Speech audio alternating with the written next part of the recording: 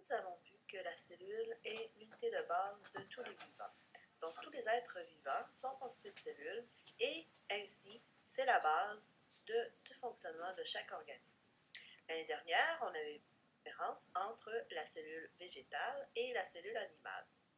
Donc, dans la cellule animale comme la cellule végétale, on retrouve une membrane cellulaire qui entoure la cellule, le cytoplasme qui remplit l'intérieur de la cellule et le noyau qui est au centre et qui dirige la cellule.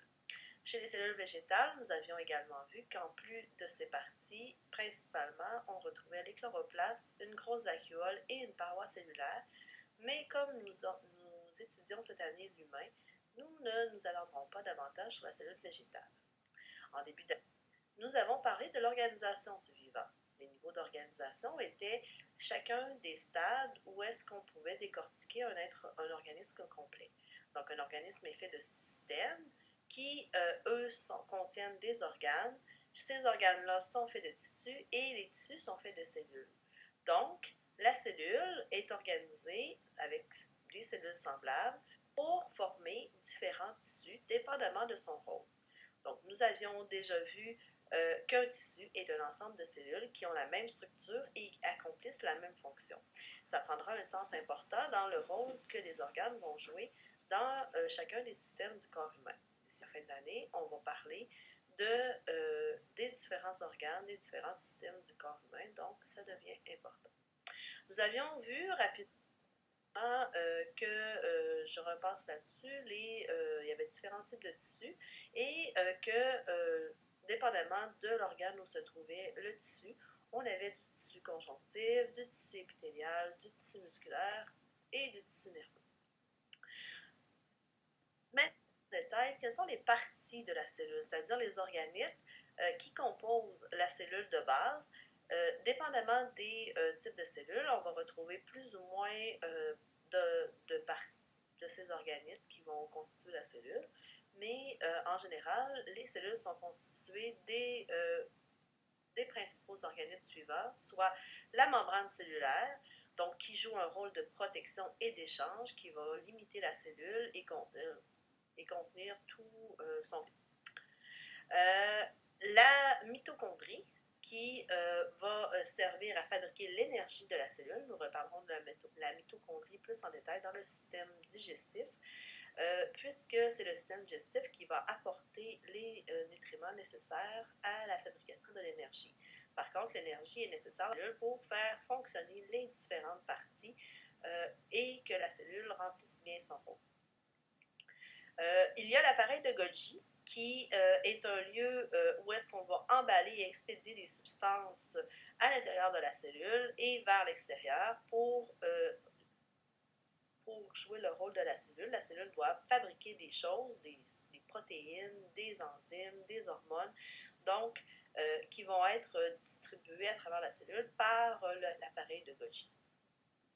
Le réticulum endoplasmique qui va produire ces protéines-là, qui va les stocker aussi, donc qui va jouer un rôle important pour fabriquer ce dont la cellule a besoin pour se constituer elle-même et jouer son rôle au sein des organes et des systèmes. Finalement, une partie très importante sur laquelle nous allons nous attarder plus en détail dans les prochaines pages est le noyau. Donc le noyau qui contient toute l'information nécessaire pour contrôler et commander la cellule. Donc, rôle essentiel qui est joué par l'ADN que nous verrons un petit peu plus tard. Maintenant, donc, si on regarde le noyau a comme rôle de contenir et protéger l'information génétique d'un individu. C'est donc dans le noyau que toute l'information pour commander, pour diriger la cellule se retrouve. On l'appelle donc le centre de commande de la cellule. Des exemples de commandes que la cellule pourrait effectuer, donc produire une hormone, une couleur, un pigment par exemple, quand on va avoir une personne qui a les yeux bleus, bien, le pigment qui est produit pour faire la couleur est fabriqué par les cellules qui sont contenues dans l'iris de la personne.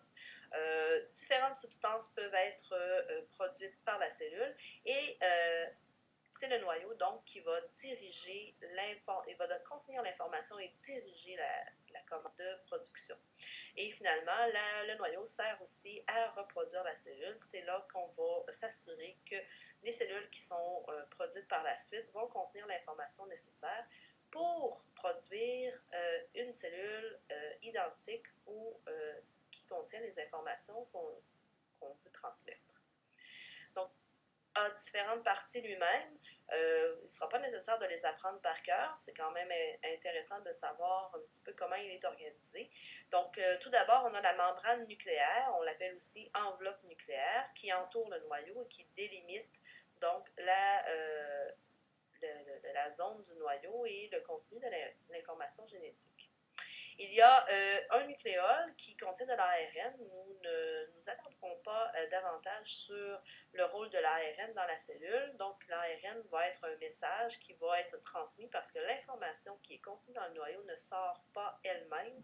Le noyau va produire des messagers qui vont envoyer faire produire les commandes. C'est un petit peu comme un grand boss dans une entreprise qui ne sort pas de son bureau, mais qui envoie les commandes par ses employés.